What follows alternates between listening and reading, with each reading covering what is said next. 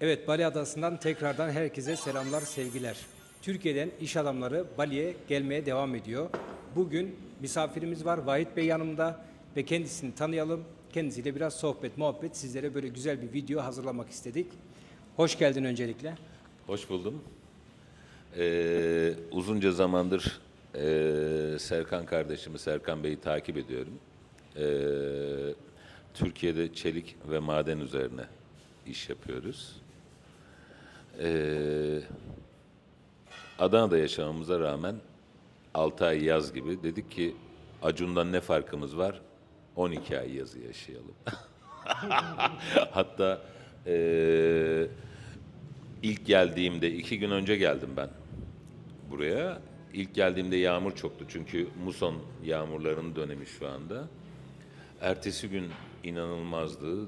Diğer gün de çok iyiydi. Hatta eşim yağmur yağıyor, çok soğuk falan derken ben kaldığım otelin Serkan kardeşimin önerdiği otelde Kuta'daydı değil mi? Kuta. Ha, Kuta'da önerdiği otelde sonsuzluk havuzunda deniz manzarasında eşimi falan aradığımda kıskandılar çok.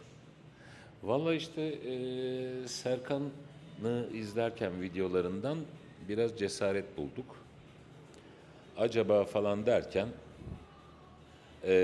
hatta şirket kuruluşu için evrakları falan gönderdik Serkan'a. Dur dedim Serkan'ım parayı ben getireyim bari direkt şu kadar şu kadar göndermektense. Geldik Serkan'ımın yanına. Tabii benim Denpazar'a indi uçak. Buraya bir 60-70 kilometre mesafede bir araba kiraladım. Bugün geldim. Şimdi misafir ediyor beni sağ olsun. Bu arada araba demişken, şimdi gelince Bu komik ama. ilk sorduğum şey oldu bu zaten.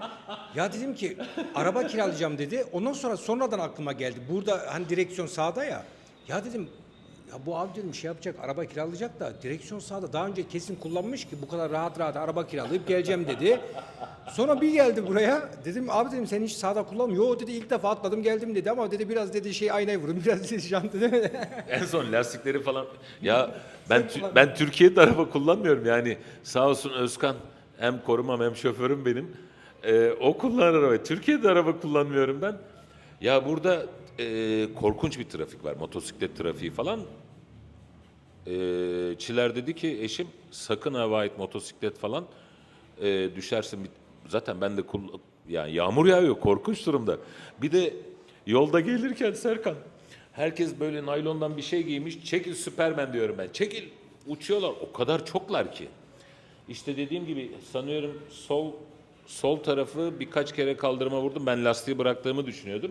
Hatta Serkan'ın eşinin güzellik salonuna geldiğimde ayna kapalıydı. Serkan abi niye burası? Dedim vallahi sana gelmeden 300 metre ötede bir tanesine daha çarptım. Ayna kapandı. Hiç durmuyorum zaten. Al dedi şu ana kadar sen kullan dedi. Evet Serkan kullandı buraya gelirken. Ben de dedim yani ben güne başlayamıyorum. Yani nigiri olmazsa, sushi olmazsa sağ olsun güzel bir mekana getirdi. Ne yersen ye. Masayı göstereyim kısa. Ha ne yersin ama nigirilerimiz kalmadı ki. Bak ne yazıyor? Diyor ki sushilerin tamamı 15 rupi diyor. Yani Serkan'ın söylediği gibi söyleyeyim 32 lira. Bir de ne diyordu babaşım şurada? Ben şeyden çıkıyorum şimdi. Özleyin beni bu arada. Ben de geleyim hemen. Bak diyor ki 118 rupi diyor. Ye yiyebildiğin kadar. 118 Serkan'ın yaptığı gibi yapın arkadaşlar. 2 ile çarpın. 236 lira diyor. Yani üstüne de bir 14 lira. 250 lira ölene kadar yiyin diyor. İçkiler de serbestse ben burayı batırırım ha Serkan. Sınırsız. Yani şöyle söyleyeyim. Burada 8 dolar verdiğinizde sınırsız et, balık her şeyi yiyebiliyorsunuz. Böyle bir restoran burası. Arabadan konuşuyorduk ya. Onu da söyleyeyim mi? Tabii. Arabada şu 2023 model bir Daihatsu SUV. Bu arada 700 liraya doldurdum deposunu. Tabii petrol bulana kadar biraz zorluk çektim, stres yaptım. 700 liraya doldurdum. Arabayı da günlük 260 rupiye kiraladım. Yani 2 ile çarp abi. 520. 550 TL'ye kiraladım. Evet. Günlük 550 TL. İşte şeyden, Kuta'dan çıktım. Tüm Bali'yi dolaşacağım. Sağ olsun Serkan bana bir rota çizecek. Bir iki gün burada kalacağım. Çünkü Serkan'ın videolarında gördüğüm enteresan evler ve arsalar var. Ona da sonra geçeriz. Ev, arsa ne alaka diye. Tatil için gelmedim, gezmeye gelmedim buraya. Yani enteresan, uygun. Yani Gösterelim mi kısaca aracı? yani olur gösterelim. Yani İstanbul'da ben gittiğimde bir araç kiralıyorum. Günlük Bu aracı 550 TL kiraladım. evet otomatik ama işte direksiyon sağdan ya. Şu aynayı vurduk kaç defa. Lastikleri ben bıraktığımı düşünüyordum ama bak izleri. Bu arada köpeklerin yanında muhteşem kediler vardı. Ne kadar sevimliler falan dedim. Hepsi maymunmuş meğer. Enteresan tabii. Doğal ötesi bir yer ve gerçekten ucuz bir yer arkadaşlar. Yani Serkan'ın önerdiği otel Kuta'nın en iyi oteli, hatta Sheraton'dan daha pahalıydı. Abi dedi Sheraton biraz içeride kalıyor dedi. Önerdiği otel harbiden enteresan bir oteldi. Yani yolu geçiyorsun, plaj. Kaç paraya kaldım babuş orada ben? 45 dolar falan. 40 dolar, 45 dolar falan yani. Enteresan ucuz bir yer. Yani emekli maaşınızla, yani yeter ki buradan bir ev alın. Emekli maaşınızla korkunç lüks yaşarsınız yani. Yani Türkiye'de bizim yaşadığımızdan daha keyifli yaşayabilirsiniz. Yani. Biz Az önce derken onun de sohbetini de yaptık. Yani gerçekten burada her bütçeye göre, buranın bir güzelliği tarafı da var. Yani her bütçeye göre gerçekten burada yaşamak mümkün. Yani özellikle bir de eğer bir geliriniz varsa ve Denpazar yani merkez turistlerin olduğu bölgede olmak zorunda değilseniz işiniz çok kolay. İşiniz çok kolay. Çünkü iç taraflara geldiğiniz zaman burada gerek ev kiraları, gerek ev satın alma, sen arsa çok söylüyordun uygun. işte aylık kirayı 100 dolara falan gösteriyordun. Aylık Var, kira. evet burada çok. 100 dolar. 100 dolar yani 3500 TL diyelim. Yani Denpazar'a burası 67 kilometre falan yani. Ve arkadaşlar Serkan'ın kaldığı yere ikinci havalimanını yapılıyormuş. Evet, şimdi ben görüntüye yansıtacağım. Bugün çıkan bir haberde şu anda son durum ne? Bunu size aktaracağım. Buradan bakabilirsiniz. Şu anda ekrana size de yansıtıyor olacağım. Bugün yayınlanan Endonezya sayfasında yayınlanan bir makale. Buradan bakabilirsiniz. Şimdi başka sana sormak istediğim, biraz daha açabilir misin? Türkiye'de ne gibi işle uğraşıyorsun? Biraz da onu açıp ve şu an Bali'ye gelme amacın nedir? Burada ne planlıyorsun? Bununla ilgili biraz açıklama yapar Ya mısın?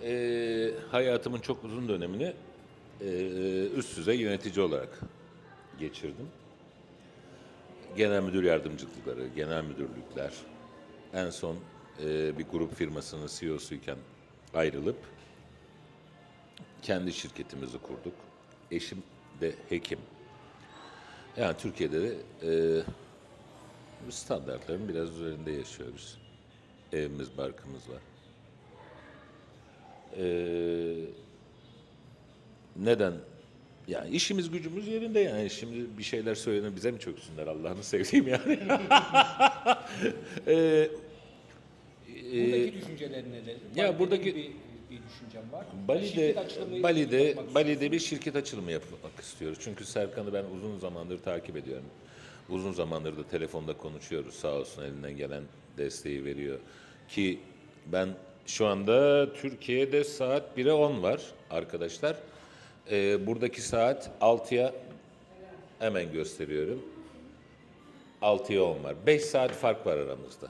Tabii ben bunu bilmiyordum. Serkan'ı yatağından kaç kere kaldırdım Allah bilsin yani. Modun mu düşük diyorum abi uykudan uyandım diyor ya. Velhasıl bizim buradaki planlarımız böyle ben iş yapayım burada zengin olayım falan filan hikayem yok yani. Hamdolsun. Hikayemiz devam ediyor Türkiye'de. Yani Türkiye'den yazlık almaktansa ben buradan bir yazlık yerim var diye düşüneyim. Yani en azından kışları buraya geleyim istiyorum yahu. Yani ne istiyorum? Serkan birkaç yer gösterdi sağ olsun. Hatta videolarından da şey vardı. Öyle heyecanla anlatıyor ki çocuk. Abi diyor işte buraya şunu yap, sonsuzluk şeyi yap. Lan bir baktım fiyatlardan bahsetti. Yani bu fiyatlara Türkiye'de inanın ben bahçeme sadece kedilerim için bir bungalov yaptırdım. 380 bin TL'ye patladı bana. Yemin ediyorum 42 metrekare kedilerim için yaptırdım. Çünkü çiler mobilyaları değiştirdi. Kedilerden vazgeçemiyoruz. Mobilyalarını çok seviyor. Ve bunun üzerine Vahit dedi işte bahçeye bir şey. Vallahi billahi bir tane bungalov yaptı. Yani neye? 10 bin dolar. Sadece kediler için ha. Vallahi billahi diyorum. 38 kedi, 3 tane de köpek var bizde. Ama hiçbiri cins değil. Birinin gözü görmüyor, birinin kulağı yok, birinin ayağı yok, birinin kuyruğu yok. Biz çilerle seviyoruz yani hayata dokunmayı seviyoruz. Belki ileride Serkan'la hayata ne kadar dokunduğumuzu ben Serkan'a anlattım. Videoda anlatılacak gibi değil. Seviyoruz biz hayatı, yaşanılanı, hayatın bize verdiklerini seviyoruz, doğayı seviyoruz. Burası da öyle bir yer zaten. Yani 10 bin dolara sadece bir kedi evi yaptırdım. Serkan'ın bana önerdiği bir yer var. Biz 12 bin dolara, bilemedin 20 bin dolara biz oraya villasıyla, sonsuzluk havuzuyla falan bir şeyler yapacağız. Serkan bu konuda biraz şanslı bir çocuk. Sebebi de eşi buralı, yani yerel buralı yani bildiğim buralı lan eşi yani. Kayınpederini de bağlamış, adamı da emlakçı haline sokmuş. Herif durmuyor yani habire dolaşıyor. Sana bana 10 lira diyecekleri şeyi Serkan'a 5 lira diyorlar. Evet. Kısaca bir şey söylemek istiyorum. Şunu da belirtmek isterim ki benim burada 5 yıl, şu an 5 yıl oldu. Bali'de yaşıyorum. Bunun hiçbir avantajı yok. Ev arsa bulmasında. Çünkü gittiğiniz zaman sizin burada 5 yıl yaşamanız veya 10 yıl yaşamanız hiçbir şey değiştirmiyor. Sen yabancı olduğun zaman otomatikmen fiyat artıyor. Şimdi abi nereden geldi? Adana'dan geldi. Şimdi Adana'da biz bir oranın yerlisi birisine rica etsek o gitse Ahmet'in yerini Mehmet'in oğlu burayı satıyor. Oraları bulmak var. Bir de ben yabancı olarak bir diyelim ki Alman geldi Adana'ya ev arıyor. Şimdi bu adam yani böyle bir şey düşünebilir. Burada kayınbabanın gerçekten yani burada win-win çok ciddi anlamda indirimler alabiliyor. Yani lokal fiyatları ortaya çıkarabiliyor.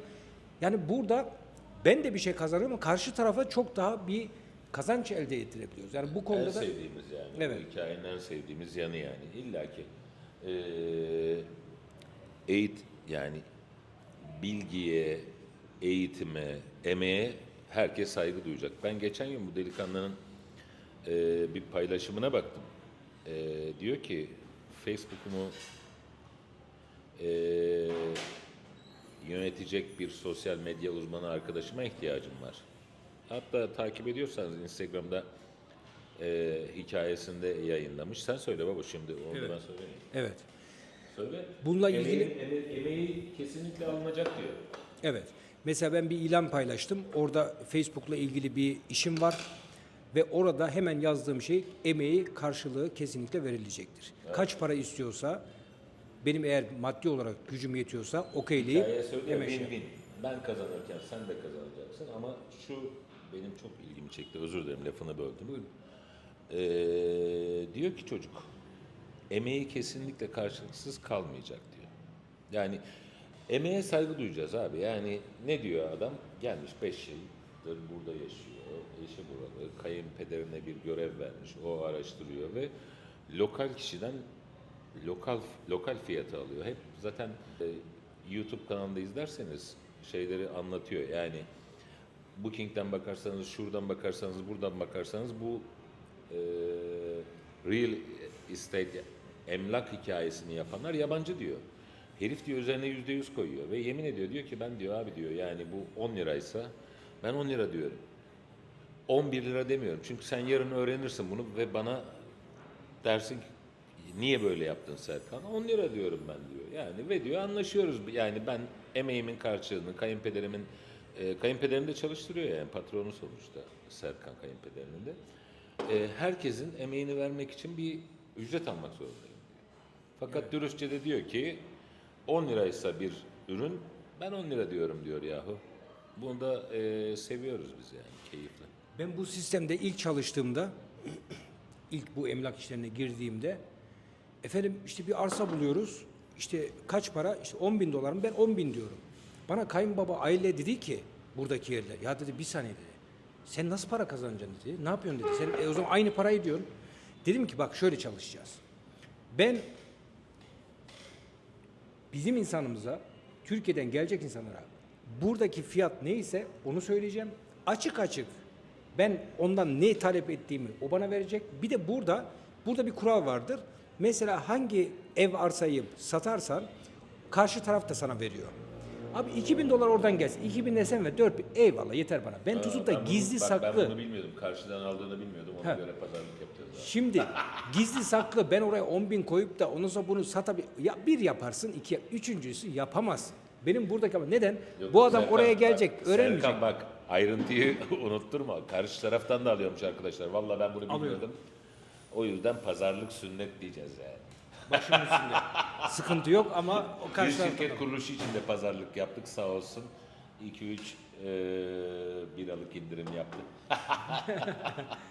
Bira demişken hemen şunu da aktaralım. Biliyorum ki bazen tabii izleyenler arasında buna tepkiler daha önceki videolarımda birkaç yerde işte bira içtiğimde veya alkol içtiğimde yani kötü örnek oluyorsun, işte niye bunu yapıyorsun gibi böyle kızanlar da vardı. Lütfen buna saygı duyalım. Çünkü Ya örnek olmak güzeldir. Kötü örnek ol abi yani. Bakın arkadaşlar. Bunu ben Türkiye'de içiyorum, her yerde içiyorum. Kötü örnek, neye kötü örnek olacağız yahu? Ben bir iş adamıyım, mühendisim. Dediğim gibi sosyal sorumluluk projelerim var, şuyum var, buyum var. Bu bana. Benim mesela çocuğum içmiyor. Kardeşim içmiyor, abim içmiyor. Çünkü tadını beğenmiyorlar. Ki ben seviyorum abi. evet. Bir de böbreğimde sıkıntı var. Çok rahatlatıyor beni bu. O yüzden kardeşimi de ben zorladım zaten. Lütfen iç şundan bana eşlik et. Yani ben nereye çakacağım dedim. Sağ olsun eşlik etti yani. O yüzden hikayeyi şurada ve şurada yapacaksınız kardeşim. İnsanların yedikleri, içtikleri değil. Dürüstler mi? Burası. Evet. Hikaye bu kadar. Aferin.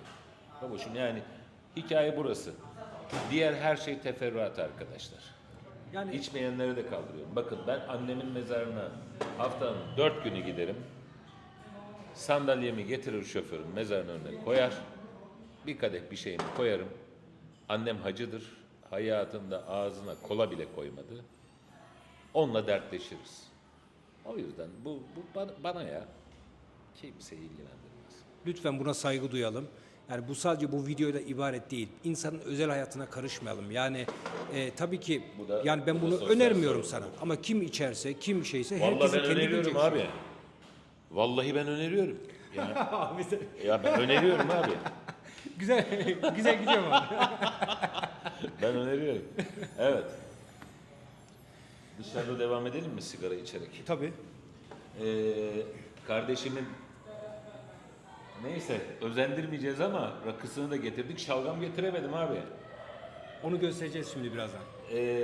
Sigaram da benim sağ olsun çocuklar 2 karton almışlar burada sigaranın tadı. Çünkü çok yurt dışına çıkıyorum. Gittiğim yerlerde sigarayı bulamıyorum. Sigaramı da getirdim. Kardeşimin rakısını da getirdim. Bu da burada. Sizi seviyoruz arkadaşlar. Bu kadar. Dışarıda Bu sigara kadar içeriz efendim. şimdi. Bu kadar efendim yani. Nasıl açıklıyor? 2 tane mi var bunun içinde? Ben bir tane gördüm. Neyi? 2 tane rakı var. 2 tane rakı var. Bakın bana getirdiği hediyeyi gösteriyorum size.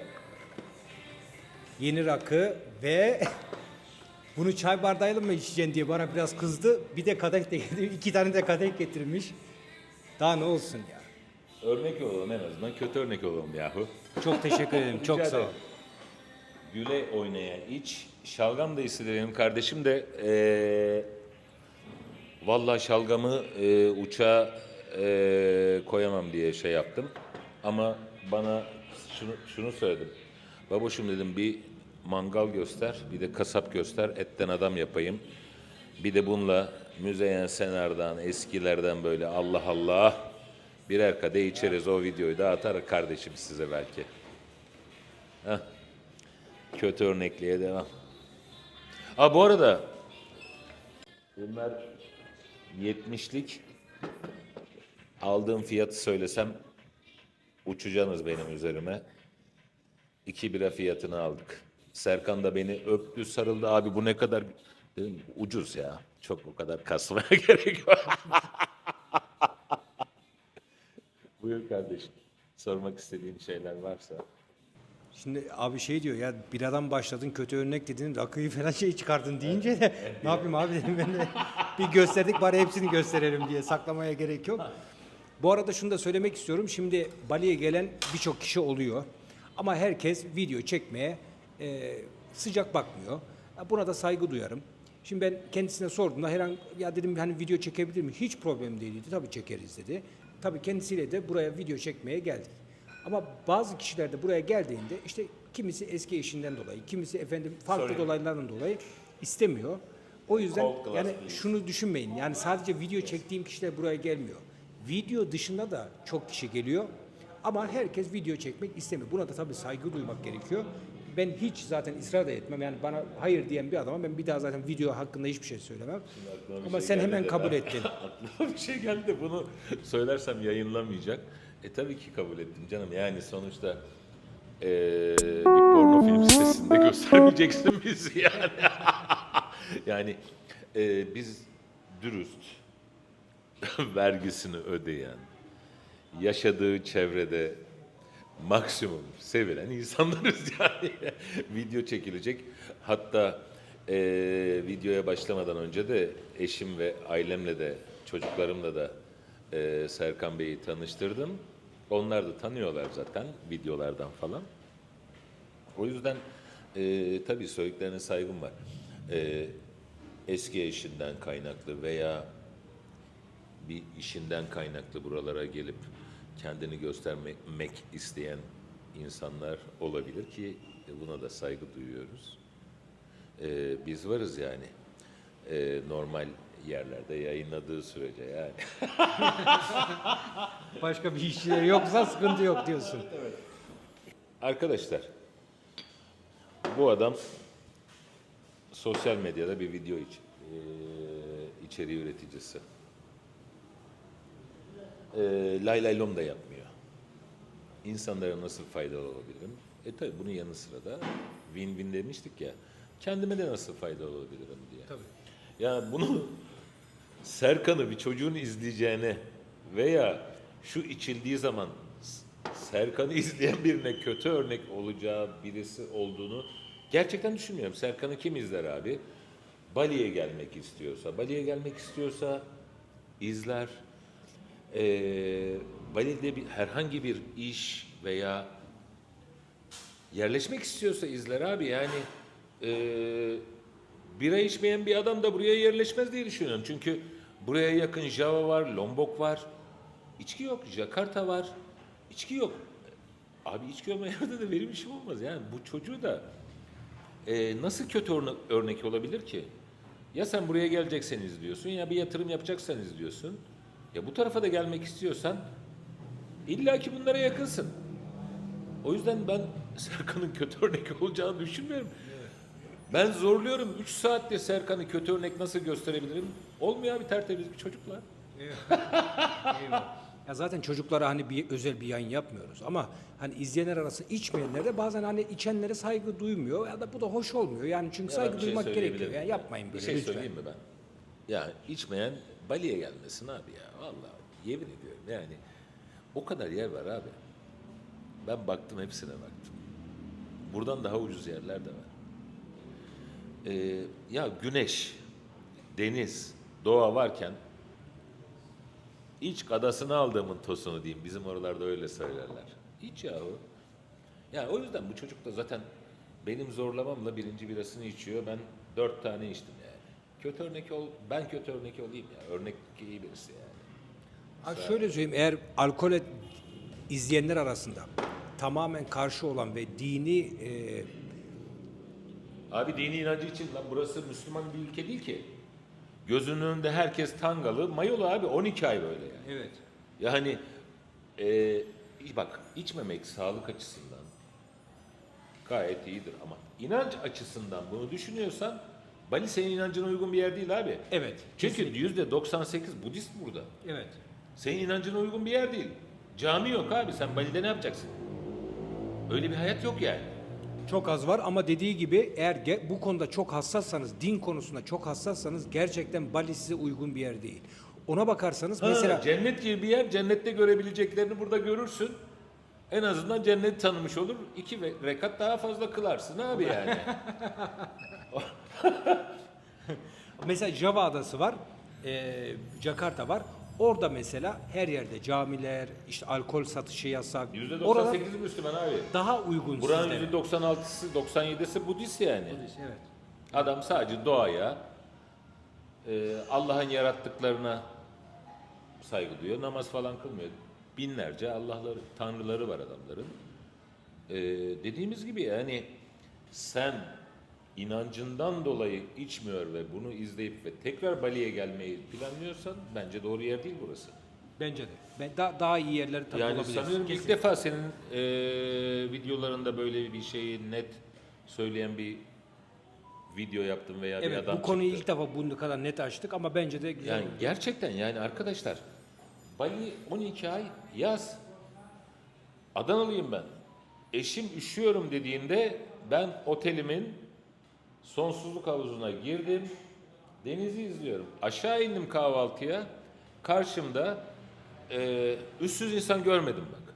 Fakat Türkiye için çok sıra dışı bikinilerle falan duş alan insanlar var. Yani sen inancın var. İnancından dolayı içmiyorsan ve buraya gelmeyi düşünüyorsan tatil için dahi gelme. Yani vallahi sevabından gider yani. Yapma yani bana. Yanlış mı babuş yani doğru mu söylemiyor muyum? Yok, kesinlikle Sen katılıyorum. 5 yıldır burada yaşıyorsun. Ya doğruya doğru yani Ve gerçekten. yani insanlar gerçekten rahat. Yaşlı bir kadın eteğini giymiş, bir şeyler satmaya çalışıyor ama kasığına kadar görünüyor ve bundan rahatsız değil. Değil. Evet. Kimse de bakmıyor. Yok, kimse çok rahat bu konuda. Evet yani ama bizim inancımıza göre bunlar çok yakışık alan şeyler değil. O yüzden bence inançlı bir insanın yani tabii ki tatil yapacak abi. İnançlı insan da Bali'yi görsün. Ben rica ediyorum yanlış anlaşılmasın. Ama içki içilir mi? Şöyle yapılır mı? Çıplak böyle yapıyorsan abi yani Yok, o zaman Bali hiç gelmez. Evet. Çünkü gelirsen şok olabilirsin. Yani burada herkes serbest. Kimse kimsenin, bir de Budistlerin ilk kuralı hiç kimsenin hayatına ve dinine karışmaz. Bu arada Net. bunu da gördüm bak. Otelimin önünden yemin ederim her 10 metre arası sörf okulları var. Çünkü kaldığım yer benim hangi şehirdi o? Kuta mıydı? Kuta, evet. Kuta'daydı. Sörf cenneti. Fakat haşemayla falan denize girenleri gördüm. Fakat yerel halktan, Endonezya'dan gelmiş tatile.